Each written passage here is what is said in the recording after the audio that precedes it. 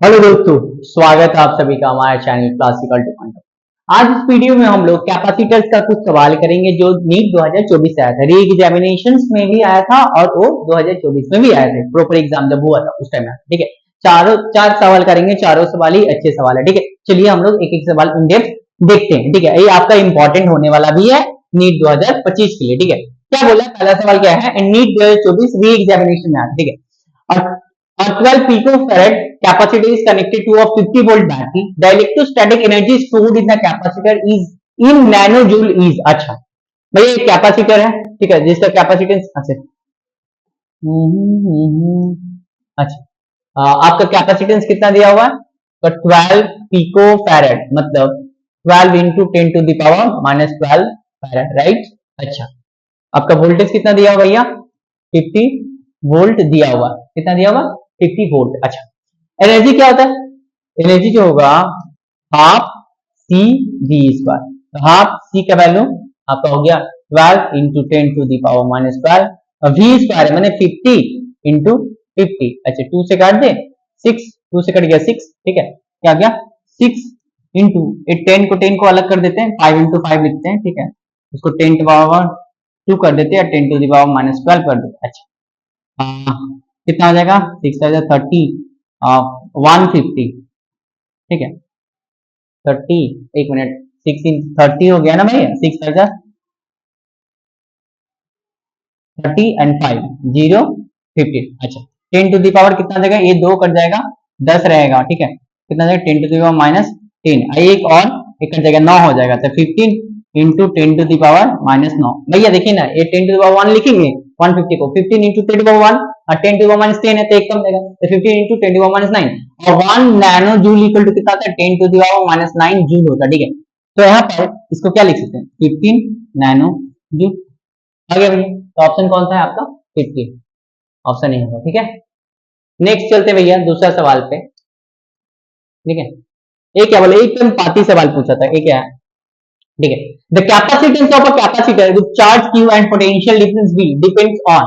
तो भाई ये कैपेसिटेंस जो होता है c इक्वल टू क्या होता है, q बाई v होता है। ठीक है, तो इसके मतलब ये नहीं कि जो आपका कैपेसिटेंस चार्ज पे और वोल्टेज पे डिपेंड करता है। कैपेसिटेंस जो एक्चुअली होता है ना भैया, वो ज्योमेट्री पे डिपेंड करता है। किस पे डिपेंड करता है, ज्योमेट्री, मतलब साइज, शेप, ये सब पे डिपेंड करता है। जैसे कि स्फेरिकल कैपेसिटर का कैपेसिटेंस होता है 4 pi epsilon not into radius r। ठीक है, तो आपका जो कैपेसिटेंस जो होता है ना, q पे ना v पे डिपेंड करता है। बहुत सारे बच्चे ना a करके आएंगे, c equal to q by v sir पढ़ाए थे, तो चार्ज पे डिपेंड करता है, वोल्टेज पे तो लिख के आएंगे बोथ q बाई v, तो ये गलत होगा। Actually geometry of the capacitor पे डिपेंड करता है। ठीक है, ऑप्शन बी होगा। ठीक है, ये याद रखिए। ठीक है, नेक्स्ट देखते हैं भैया ए वाला। हाँ, the steady state current in the circuit shown below. अच्छा, स्टेडी स्टेट मतलब क्या होता है भैया, स्टेडी स्टेट मतलब कैपेसिटर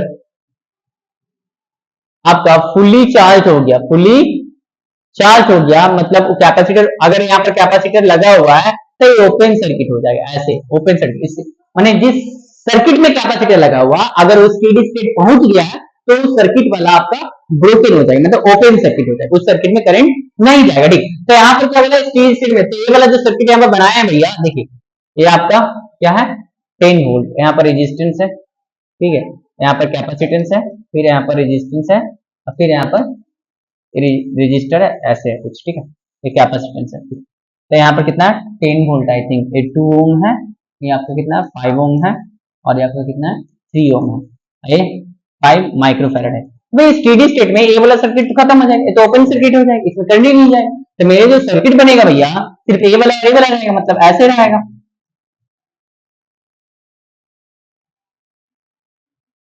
ये हो गया आपका 10, ये 2 हो गया, ये 5, आर इक्विवेलेंट कितना हो गया भैया, इसको और इसको जोड़ देंगे। ठीक है, सीरीज में यहाँ से करंट निकलेगा आई, और दौड़ते हुए आई ऐसे जाएगा, यहाँ से आई ऐसे जाएगा, तो सेम रेजिस्टेंस में करंट सेम है, तो सीरीज में होगा। तो 2 प्लस 5, 2 प्लस यहाँ पर कितना भैया, ये 3 दिया हुआ। ठीक है, 2 प्लस 3, ये 3 है, तो कितना जाएगा 2 प्लस 3 कितना हो गया, 5 ओम हो गया। ठीक है, अब वोल्टेज पता है 10, तो निकाल लेते हैं।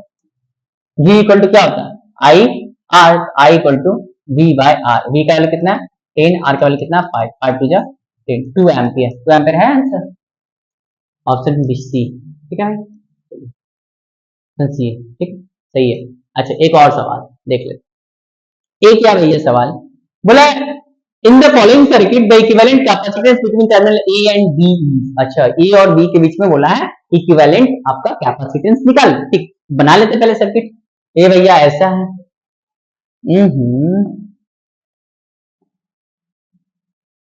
फिर ये आपका ऐसा है, ठीक है, फिर यहाँ से ऐसे है, फिर यहाँ से ऐसे ऐसे, फिर एक लगा हुआ ऐसे, ए टू है, ए टू है, ए टू है, ए टू है, ए टू है। अच्छा ये ए है और ये बी।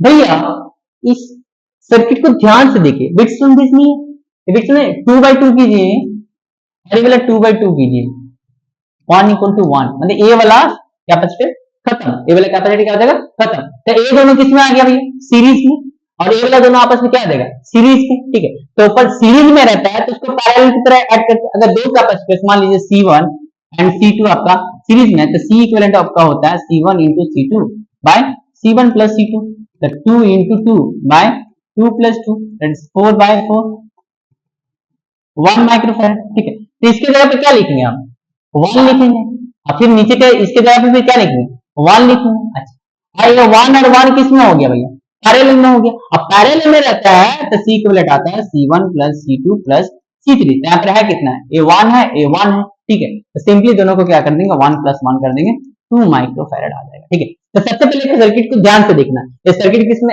विथस्टोन ब्रिज था, ठीक है, तो बीच वाला हट गया, 8 2 सीरीज में, तो 2 2 का 1 हो जाएगा, और इसका भी 1 हो गया, और 1 1 किसमें पैरेलल में, तो उसको सिंपली क्या कर देंगे, ऐड कर देंगे, तो कितना आएगा, 1 + 1 2 माइक्रोफैरड, ऑप्शन ऑप्शन ए, ठीक है भैया, सही है, ठीक है। तो आप लोग ऐसी पढ़ाई करते रहिए, हम लोग अगले वीडियो में मिलेंगे बहुत ही प्यारे सवाल के साथ, धन्यवाद।